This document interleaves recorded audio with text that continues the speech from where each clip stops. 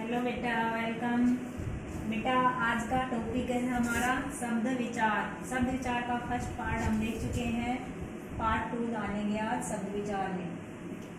देखो बेटा, शब्द के बारे में हमने जान लिया था। शब्द क्या होते हैं? वर्णों का सार्थक मेल जो होता है वो शब्द होता है। अब शब्दों का वर्गीकरण किया था हमने। शब्दों के वर्गीकरण में उत्पत्ति के आधार पर शब्दों के जो वर्गीकरण को हमने जान लिया था। अब हमारा सेकंड था रचना या बनावट के आधार पर शब्दों के भेद या शब्दों का वर्गीकरण। देखो, रचना के अनुसार शब्द के 3 भेद होते हैं बेटा। रचना या के अनुसार शब्द के 3 भेद होते हैं: रूढ़, यौगिक, योगरूढ़। रचना या बनावट के आधार पर शब्दों के कितने भेद बताए? 3 होते हैं बेटा, रूढ़, यौगिक, योगरूढ़। अब ये रूढ़, यौगिक और योगरूढ़ क्या होते हैं, इनके बारे में हम जानेंगे। ठीक है। अब देखो, पहला है हमारा रूढ़ शब्द। रूढ़ शब्द क्या होते हैं? जो शब्द अन्य शब्दों के योग से न बने हो, यानी कि किन्हीं शब्दों का योग नहीं होता उनमें, अथवा जिनके टुकड़े नहीं किए जा सकते। ऐसे शब्द बेटा जो कि किसी अन्य शब्दों के योग से नहीं बने होते, जो केवल वर्णों के योग से ही बने होते हैं और अपने आप में सार्थक अर्थ रखते हैं और उनके कोई टुकड़े नहीं किए जा सकते। अगर टुकड़े करेंगे, उनको अलग अलग करेंगे, उनका संधि विच्छेद करेंगे तो कोई अर्थ नहीं निकलेगा उनका। अथवा वे शब्द जो परंपरा से चले आ रहे, जिनका कहीं कोई ज्यादा वर्णन नहीं है, जहां पर जिनका कोई वर्ण विच्छेद का या शब्द विच्छेद का कोई रिकॉर्ड नहीं है, ऐसे शब्द क्या कहलाते हैं बेटा? रूढ़ शब्द। जैसे एक शब्द है हाथी। हाथी हमने पढ़ा, हाथी नाम पढ़ के ही हमने जान लिया।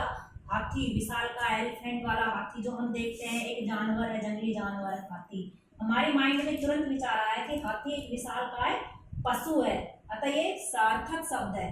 लेकिन जब हम हाथी के टुकड़े करेंगे, हाथी, तो यह हा और थी अलग अलग वर्ण या ध्वनियां हो गई, लेकिन हा अपने आप में निरर्थक है, थी अपने आप में निरर्थक है। ये एक तरह से वर्ण बन गए, इनका कोई सार्थक अर्थ नहीं निकल रहा है। ठीक है। अब जैसे पेन जो लिखने वाला पेन होता है, जैसे मेरे हाथ में मार्कर है जिसे हम राइट करते हैं, लेकिन पेन को पे प्लस न या पे प्लस ए प्लस न प्लस ए करने से ये केवल वर्ण विच्छेद हो सकता है, लेकिन इनका शब्द विच्छेद नहीं हो रहा। इसी तरह कंघा, कंघी जो बाल करते हैं, कोम्बो वाला कंघा जिनसे हम बाल संवारते हैं अपने, जूती पैरों में पहनने वाली जूती, इनके नाम से हम जान रहे हैं, इनके शब्दों के नाम से हम समझ पा रहे हैं कि ये शब्द क्या है। लेकिन अगर हम इनके टुकड़े करते हैं, इनको अलग अलग करते हैं, इनके बारे में कोई अर्थ नहीं निकलता। तो ऐसे शब्द क्या होते हैं बेटा? रूढ़ शब्द होते हैं। ठीक है। रूढ़ यानी कि परंपरा से जो शब्द चले आ रहे हैं। ठीक है। अब सेकंड आता हमारा यौगिक। ठीक है। यौगिक शब्द क्या होते हैं बेटा? योग, ज्वाइंट, जोड़। ठीक है। वे शब्द जो अन्य सार्थक शब्दों के योग से बने हो। ऐसे शब्द जो 2 शब्दों से मिलकर बने हो, दोनों शब्दों का अगर हम उनका संधि विच्छेद करते हैं तो दोनों शब्दों का अलग अलग अर्थ निकलता है। ठीक है। जैसे एक शब्द हमने लिया पवन पुत्र। पवन पुत्र महावीर जो हनुमान जी हैं, भगवान, उनको भी पवन पुत्र बोलते हैं। तो पवन पुत्र एक शब्द है, पवन पुत्र नाम से ही हम जान गए कि पवन पुत्र हनुमान बजरंगबली। अब इसके अगर हम संधि विच्छेद करके देखेंगे इसका, तो पवन प्लस पुत्र, तो पवन हवा में उड़ने वाला, पुत्र पुत्र बेटा, दोनों की सार्थक अर्थ निकल गए। पवन का भी यहाँ अर्थ निकल रहा है और पुत्र का भी अर्थ निकल रहा है। इसी तरह देखो पाठशाला, पाठ प्लस शाला, हमने 2 टुकड़े कर दिए, इनके पाठ कर दिए 2। तो पाठ पढ़ने के लिए, शाला जगह, आलय जहां अध्ययन करते हैं। ठीक है। तो दोनों का अर्थ यहाँ निकल रहा है। हथकड़ी, हथ प्लस कड़ी, हथ हाथ, कड़ी बेड़ा हाथ में डालने की बेड़ी जो होती है। रसोई घर, रसोई प्लस घर, इस तरह से सभी शब्दों के एक ही शब्द हैं, इनके अगर हम टुकड़े करते हैं तो भी अलग अलग शब्दों के भी अर्थ निकल रहे हैं, यानी कि जो अलग करने पर भी ध्वनियां जो है वो सार्थक है। ठीक है, वो शब्द क्या कहलाते हैं?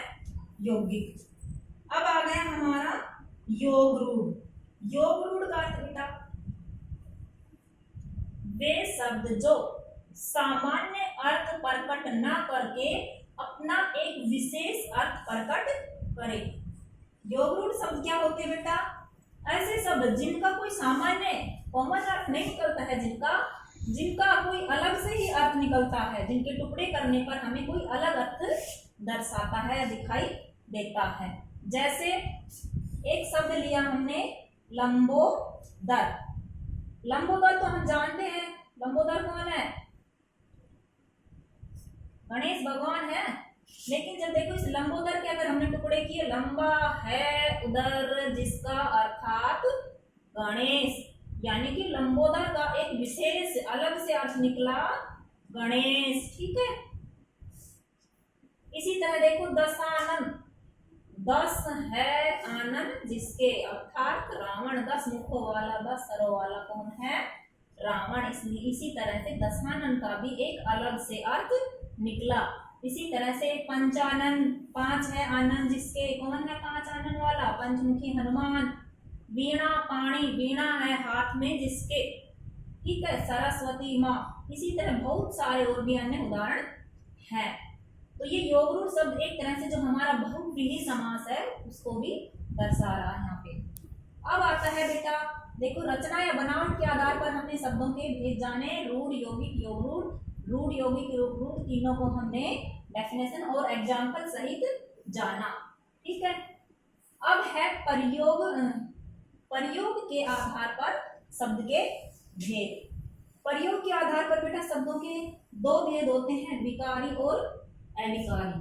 विकारी मतलब जो चेंज हो सके, अविकारी जो चेंज नहीं हो सके। किस तरह से चेंज नहीं हो सके? विकारी जो लिंग, वचन, काल, क्रिया के अनुसार चेंज नहीं हो सकते, ऐसे शब्द क्या कहलाते हैं? विकारी। विकारी शब्द अपनी ग्रामर में, अपनी व्याकरण में 4 है बेटा, संज्ञा, सर्वनाम, क्रिया, विशेषण। ये सारे विकारी हैं, परिवर्तनशील है बेटा। ये परिवर्तित हो जाते हैं वाक्य में प्रयोग करते समय, व्याकरणिक नियमों में इनका प्रयोग करते हैं तो व्याकरणिक नियमों के अनुसार ये चेंज हो जाते हैं।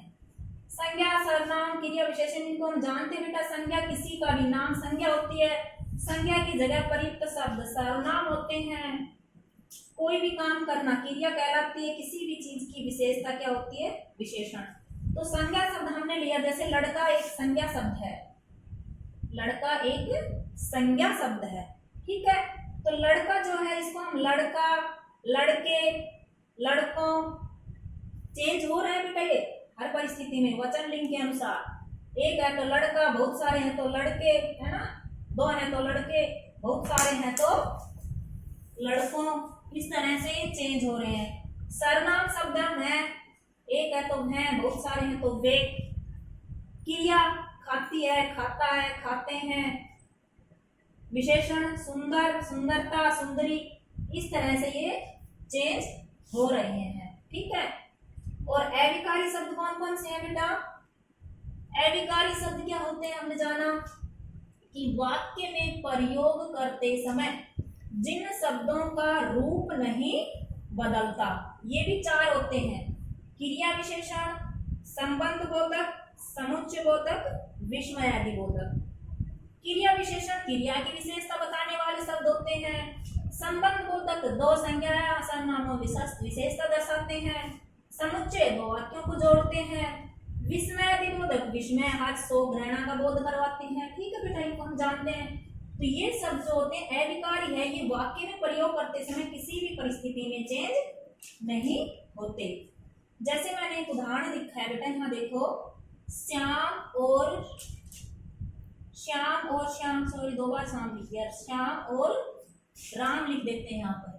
ठीक है, नहीं चल रहा।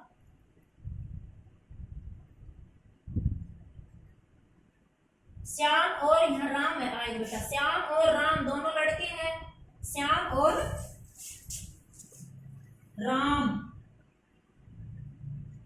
ठीक है। श्याम और राम विद्यालय जाते हैं, तो यहाँ श्याम और राम दोनों पुल्लिंग है और शब्द इनमें योजक का काम कर रहा है, समुच्चय बोधक का काम कर रहा है। विद्यालय जाते हैं। अब इसी को हमने लिखा सीता और गीता विद्यालय जाती हैं, तो यहाँ सीता और गीता स्त्रीलिंग हो गए बेटा, लिंग चेंज हो गया इनका, लेकिन जो इनका योजक समुच्चय है दोनों में सेम है, ये परिवर्तित नहीं हुआ है। पुल्लिंग के अनुसार क्रिया चेंज हो गई देखो, लेकिन ये समुच्चय बोधक है, ये अविकारी शब्द है, ये चेंज नहीं हुए। इसी तरह से और भी है अविकारी, तथा, किंतु, परंतु, ऊपर, नीचे, के भार, इस तरह के शब्द अगर वाक्य के बीच में आते हैं तो ये किसी भी परिस्थिति में चेंज नहीं होते। अर्थात ये अविकारी शब्द बेटा जो होते हैं वो अव्यव होते हैं। अव्यव तो हम जानते हैं, अव्यव जो व्यय ना हो, जो खर्च ना हो, यानी कि जो कभी भी खर्च नहीं होते, जो कभी भी चेंज नहीं होते। तो ये अविकारी शब्द जो होते हैं ये अव्यव होते हैं, यानी कि अव्यव अपने आप में मेन होते, प्रधान होते हैं, अपने आप सिद्धांतवादी होते हैं, सिद्धांतों पे अड़ी रहने वाले हैं, ये किसी भी परिस्थिति में चेंज नहीं होते, जैसे ये यथा, प्रति। ओके बेटा। और एक और भी था, अर्थ के आधार पर सार्थक और निरर्थक। सार्थक जिनका अर्थ समझ में आए, जैसे पेन, कंघा, अलमारी, और निरर्थक जिनका हमें कोई अर्थ समझ में नहीं आए, वो निरर्थक शब्द होते हैं। ठीक है बेटा, आई होप आप अच्छे से इस टॉपिक को समझ गए होंगे बेटा। ओके।